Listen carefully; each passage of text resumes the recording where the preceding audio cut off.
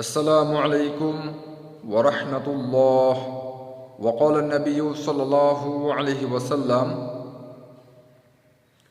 أكبر الكبائر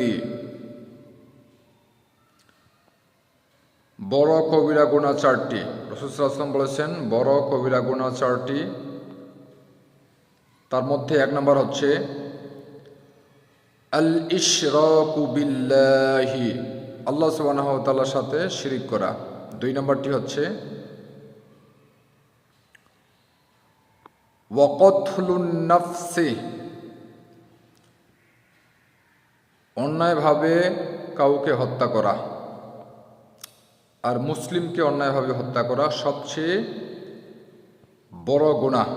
এই চারটি গুনাহ রয়েছে, এর মধ্যে আরও মারাত্মক যে কোনো মুসলিমকে অন্যায়ভাবে হত্যা করা। কোনো পার্সোনাল ভাবে কোনো ব্যক্তি কাউকে হত্যা করতে পারবে না। হত্যার যদি প্রয়োজন হয় তাহলে দেশের ওলামা সরকার রয়েছে, সেই ফতোয়া অনুযায়ী সেটা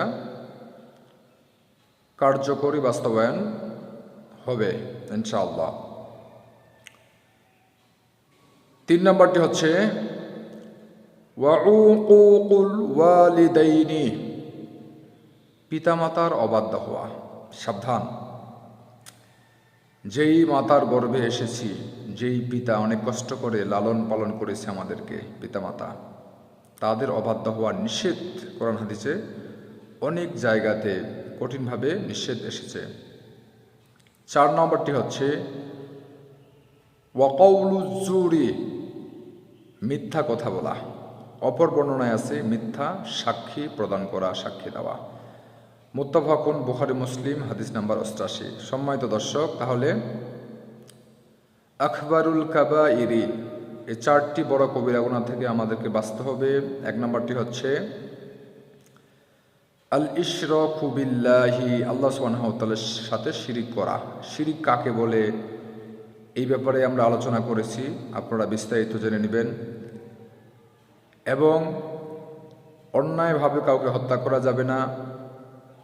রাসূল সাল্লাল্লাহু আলাইহি ওয়াসাল্লাম বলেছেন, অনেকগুলো হাদিস রয়েছে, সিবাবুল মুসলিমি ফুসুকু ওয়া কিতালুহু কুফরুন, রাওয়াহু বুখারী। মুসলমানকে হত্যা করা কুফরি এবং গালি দেওয়া ফাসিকি। আল্লাহ সুবহানাহু ওয়া তাআলা কোরআনে বলেছেন সূরাতুন নিসা আয়াত নাম্বার 93-তে যে কেউ যদি কাউকে হত্যা করে তাহলে তার পরিণাম হচ্ছে কি জাহান্নাম। অন্যভাবে নিজ ইচ্ছায় যদি হত্যা করে তাহলে তার পরিণাম জাহান্নাম, এবং তার জন্য কঠিন শাস্তি রয়েছে।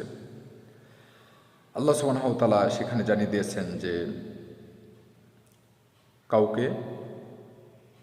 কেউ যদি হত্যা করে অন্যায়ভাবে নিজের ইচ্ছায়, তাহলে ফাজাযাউহু জাহান্নাম, সে জাহান্নামে চলে যাবে। আশা করি বিষয়টি স্পষ্ট হয়েছে। আসসালামু আলাইকুম।